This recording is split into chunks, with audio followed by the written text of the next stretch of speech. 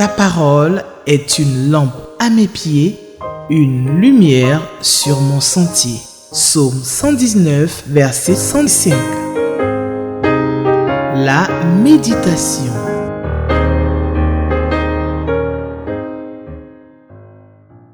Shalom, shalom, chers frères et sœurs, que Dieu vous bénisse. Merci pour votre fidélité à cette émission, ce temps de rencontre, de rendez-vous avec notre Dieu, notre Créateur, ce temps où nous mettons à écouter Dieu, à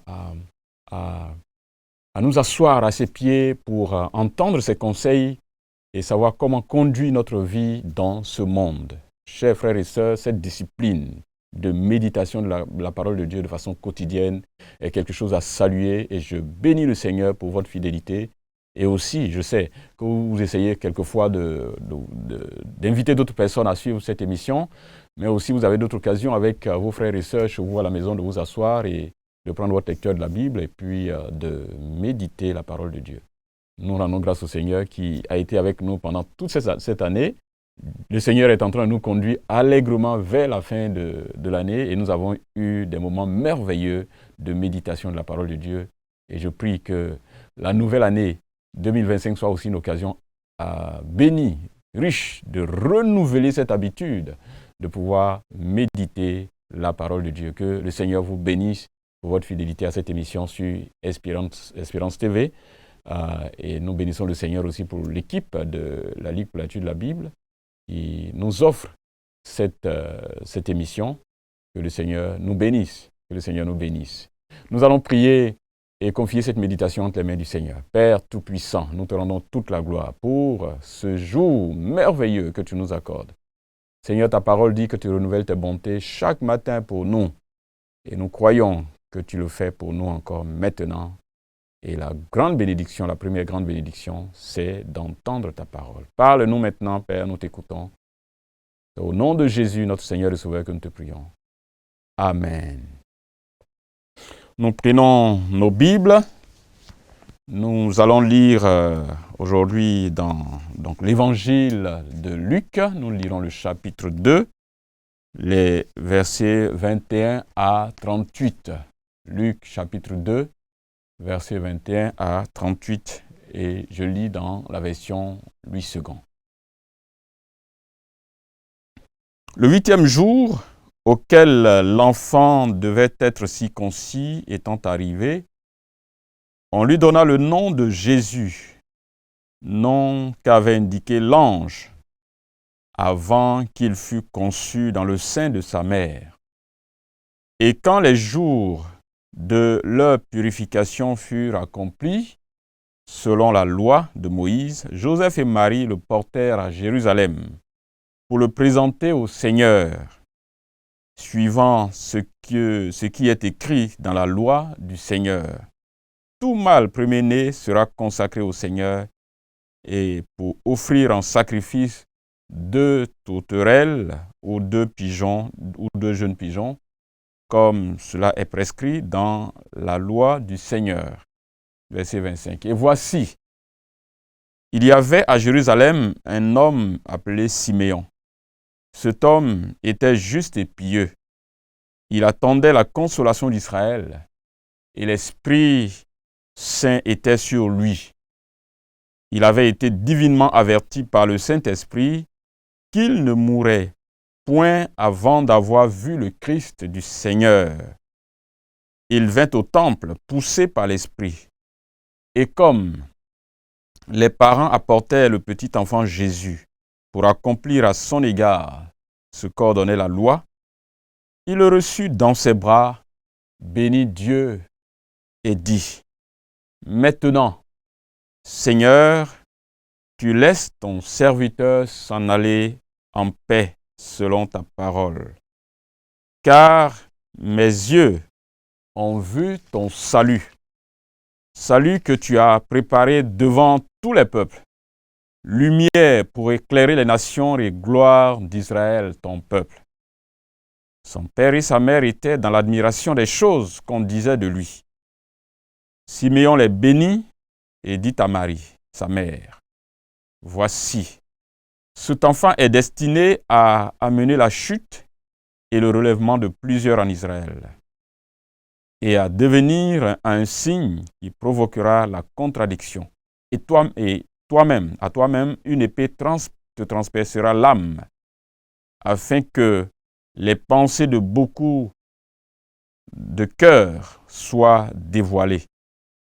Il y avait aussi une prophétesse, Anne, fille de Phanuel, de la tribu d'Azer. Elle était fort avancée en âge et elle avait vécu 7 ans avec son mari depuis sa virginité. Restée veuve et âgée de 84 ans, elle ne quittait pas le temple et elle servait Dieu nuit et jour dans le jeûne et dans la prière. Étant survenue, elle aussi, à cette même heure, elle louait Dieu et elle parlait de Jésus à tous ceux qui attendaient la délivrance de Jérusalem. Jusqu'ici, notre lecture. Qu'est-ce que ce texte nous apprend sur Dieu, le Père, Dieu le Fils, Dieu le Saint-Esprit? Est-ce qu'il y a un exemple à suivre ou à ne pas suivre? Est-ce qu'il y a une ou des vérités que le Seigneur est en train de nous révéler dans ce texte? Autant de questions qui nous aideront dans notre réflexion autour de ce texte. D'abord, je voudrais que nous voyions, même dans ce texte, beaucoup de choses. La présence à plusieurs reprises, de la référence à ce que Dieu a donné dans sa loi. Donc Dieu a donné un certain nombre de choses à accomplir dans la loi concernant un enfant, un nouveau-né, une femme qui vient d'accoucher. Mais nous avons aussi Dieu qui va intervenir par son esprit pour parler à Siméon. Et aussi, c'est au service de ce Dieu-là que la prophétesse Anne travaille. Alors, nous avons dans ce texte une sorte de confirmation de l'identité et de la mission de Jésus. L'identité de Jésus. Qui il est et quelle est sa mission. Et c'est ce que nous avons ici dans ce texte. Mais Dieu a utilisé des événements ou des témoins clés pour révéler l'identité et la mission de Jésus. L'identité et la mission de Jésus. D'abord, nous avons le nom déjà de ce petit enfant qui lui est donné, et ce nom lui est donné conformément au message que Dieu avait déjà communiqué par ses anges aux parents de Jésus, à Marie, sa mère, et à son père adoptif, Joseph, qu'on l'appellerait Jésus. Donc c'est le nom qu'on lui donne, évidemment, ce nom qui donne à la fois son identité, mais la mission. Il est le Messie, celui que Dieu envoie pour sauver son peuple. Jésus, le Messie, loin de Dieu, qui vient pour sauver son peuple. Et c'est le nom qu'on lui donne d'ailleurs, conformément à ce que l'ange avait communiqué aux parents avant la naissance de Jésus. Et conformément à la loi de Dieu, après avoir donc accompli les rituels de purification liés donc à l'accouchement et à l'enfant aussi qui est né, Joseph et Marie vont se rendre à Jérusalem pour offrir au Seigneur ce que la loi demande qu'on donne quand on a un premier-né, un mâle premier-né. Donc ils devaient venir en tant que famille modeste pour offrir des tourterelles ou des pigeons selon ce que la loi prescrit. Donc, le nom de Jésus est confirmé, le nom qui a été donné est confirmé, le nom au travers duquel transparaît l'identité, mais aussi la mission. Le Messie, Sauveur. Et la deuxième personne qui entre en scène ici, c'est Siméon. Siméon, selon le texte que nous avons lu donc à partir du verset 25, cet homme juste et pieux qui attendait la consolation d'Israël a été poussé par le Saint-Esprit à aller au temple. Mais bien avant cela, Dieu lui avait dit qu'il ne mourrait pas. Dieu lui avait promis qu'il ne mourrait pas sans qu'il n'ait vu le Messie, celui qui porte justement la consolation d'Israël. Et c'est poussé, conduit par le Saint-Esprit, que Siméon va venir au temple. Et le terme utilisé par pousser, c'est comme quelqu'un qui est assis quelque part et on lui dit littéralement, lève-toi et va. Il va aller au temple et c'est là qu'il va croiser Marie et Joseph qui sont venus donc présenter le nouveau-né au temple pour accomplir les sacrifices relatifs au mâle nouveau-né, un garçon donc nouveau-né. Et le contenu du message de Siméon est très fort et qui révèle aussi un pan de l'identité et de la mission de Christ. Et il commence en disant, maintenant, verset 29, « Seigneur, laisse ton serviteur s'en aller en paix selon ta promesse. » Simeon est en train de demander en quelque sorte qu'il est temps pour lui de mourir. C'est de ça qu'il est question. Il ne s'agit pas d'aller dans une ville, d'effectuer un voyage, il s'agit de la mort. C'est-à-dire que maintenant que mes yeux ont vu le Messie que tu as envoyé, que tu as promis, la consolation que tu as promis au peuple d'Israël, je peux maintenant mourir en paix, car mes yeux ont vu le salut. Donc, Jésus est le salut, selon Siméon.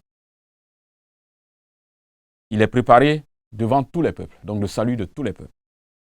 Il est la lumière que Dieu envoie pour éclairer le monde. Mais aussi, il est la gloire d'Israël, le peuple de Dieu.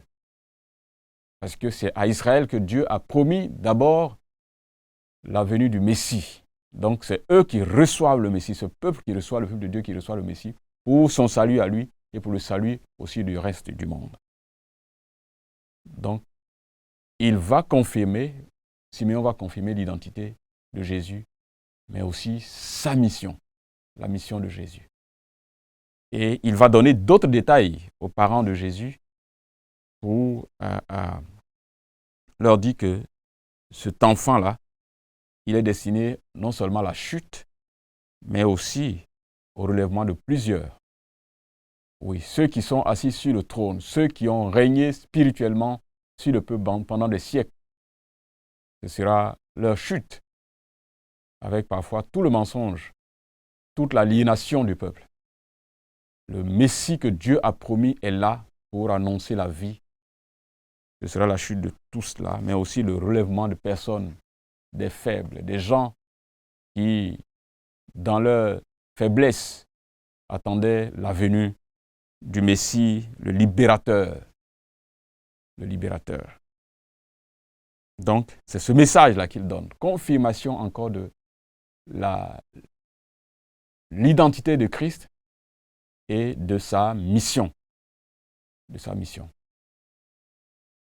Mais nous avons aussi une troisième personne, une autre personne qui rentre en scène, Anne. Anne qui a dédié toute sa vie. Elle s'est mariée et juste 7 ans après, dans 7 ans de vie commune avec son mari, et finalement le Seigneur va rappeler son mari après ce temps, et elle a décidé de dédier sa vie au Seigneur pour tout le reste de sa vie, jusqu'à l'âge de 84 ans, au moment où on venait présenter l'enfant au temple. Donc c'est une personne qui craint Dieu, qui aime Dieu, qui a dédié sa vie entière au Seigneur et qui dit ceci en louant Dieu et en disant aux gens que ce Jésus, cet enfant qui est ici dans les bras de ses parents, c'est celui-là qui accordera la délivrance. Il est la délivrance de Jérusalem. Il est celui qui délivrera Jérusalem, qui délivrera le monde. Donc, c'est ces personnes-là qui ont été des témoins clés pour porter, pour confirmer qui est Jésus et quelle est la mission pour laquelle il est venu dans le monde. Extraordinaire. Extraordinaire. Dieu, le Père, a promis la venue du Messie. Les anges l'ont annoncé à Marie et à Joseph. Et cela s'est accompli effectivement. Et le Fils de Dieu est effectivement né, il est venu pour sauver le monde. Et le Saint-Esprit confirme cela par la bouche de ses serviteurs que Dieu a consacrés pour cette mission. C'est comme si ces deux-là entendaient seulement ça pour accomplir cela avant de se retirer de la scène. Siméon et Anne, pour confirmer qui est Jésus. Cet enfant, ce qui n'avait peut-être certainement rien d'extraordinaire parmi tous les enfants qu'on venait peut-être présenter ce jour-là dans le temple, ils ont reconnu, sous l'inspiration du Saint-Esprit, que cet enfant-là, ce bébé, est celui que Dieu a envoyé pour le salut de l'humanité.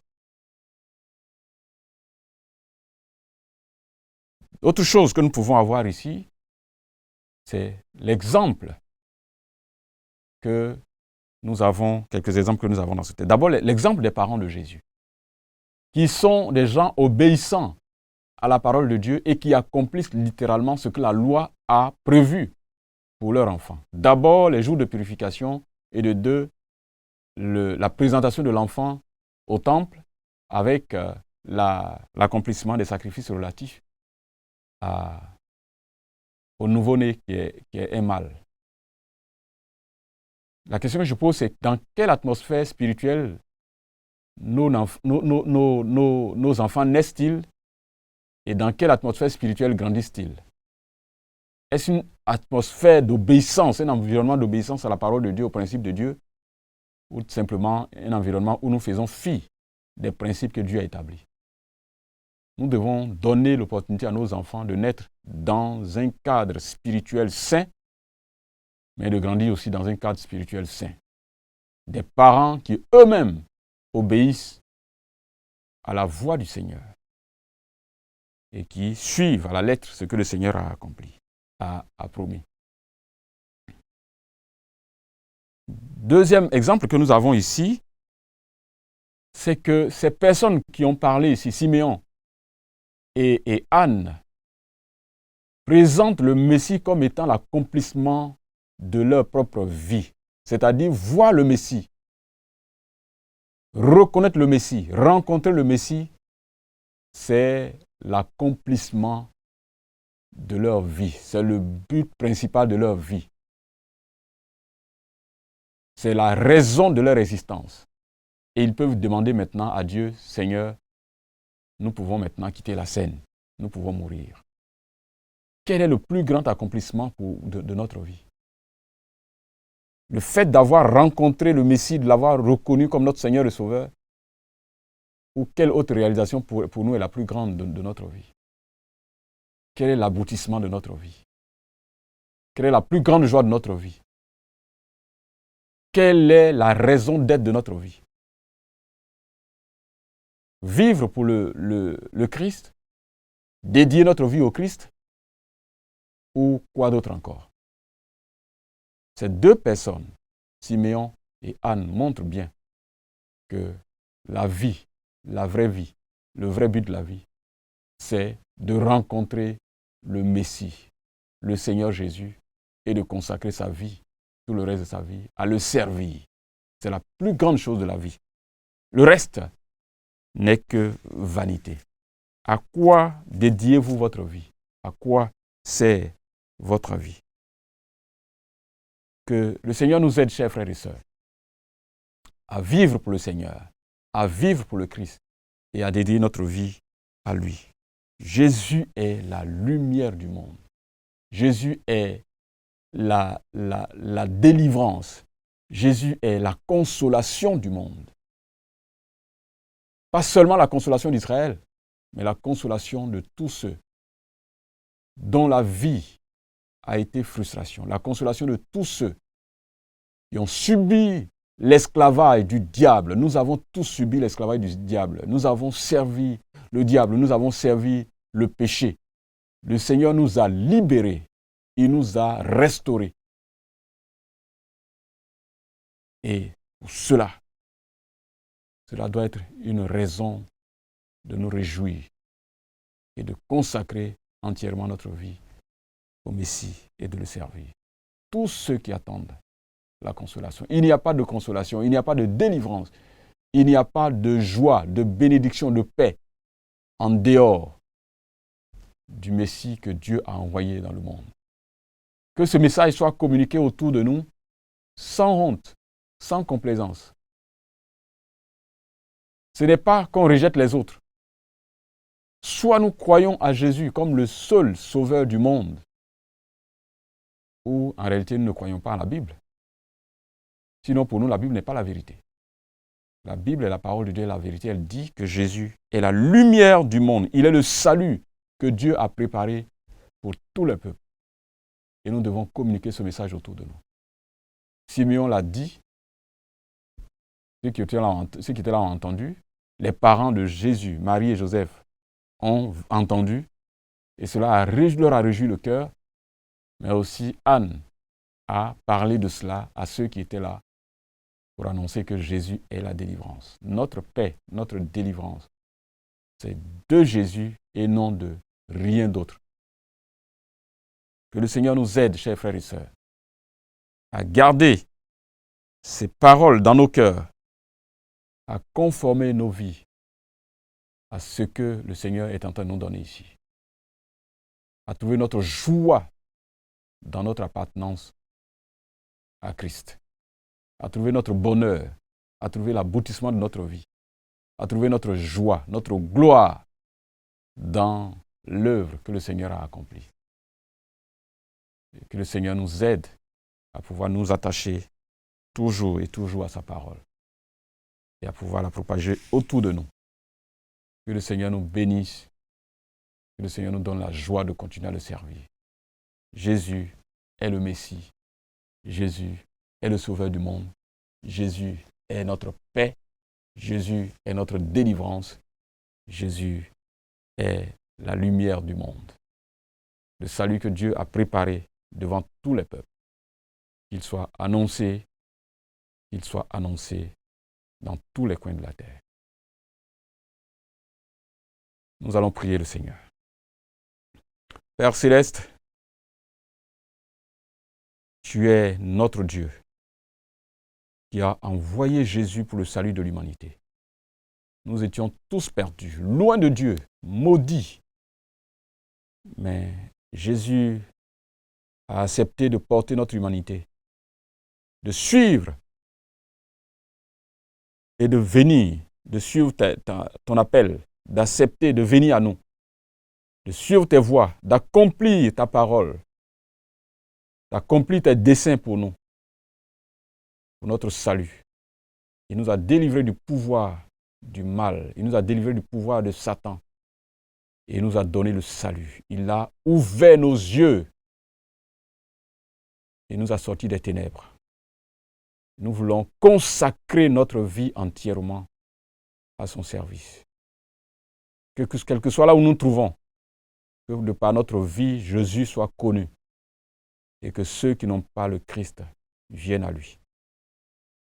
Que nos vies soient totalement dédiées à Christ, comme cela a été le cas de Anne, comme cela a été le cas de Simeon. Nous te rendons toute la gloire, te bénissons, t'exaltons, au nom de Jésus notre Seigneur et Sauveur. Amen. Que le Seigneur vous bénisse, chers frères et sœurs. Merci pour votre fidélité et nous nous retrouvons la prochaine fois pour d'autres émissions. Nous sommes en train d'aller allègrement vers la fin de l'année. C'est notre Il reste juste quelques 2 jours, 3 jours et nous sommes dans la nouvelle année.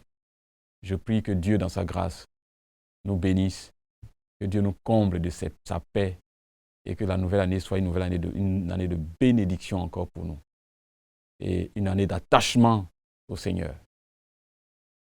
Amen. Ta parole est une lampe à mes pieds, une lumière sur mon sentier. Psaume 119, verset 105. La méditation.